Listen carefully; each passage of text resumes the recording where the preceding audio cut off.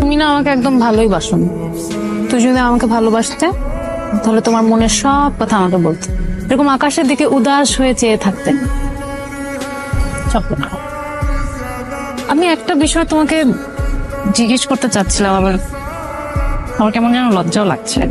বলো। তোমাদের বাসায় রুম কয়টা? আমার বাসার রুম কয়টা দিয়ে কি করবো? তোমার বাসায় রুম কয়টা বলো না। দুইটা আর একটা ড্রয়িং। কেন? বাসা ভাড়া দিতে পারো ঠিক মতো? আবার পেনশনের টাকা পায়, কাটাকাটি হয়ে যায় আর কি। 3 বেলা খাওয়া দাওয়া? কি জানতে চাইতেছো? 3 বেলা খেতে পারো কিনা? পারি। তাহলে তুমি আমাকে বিয়ে করে ফেলো।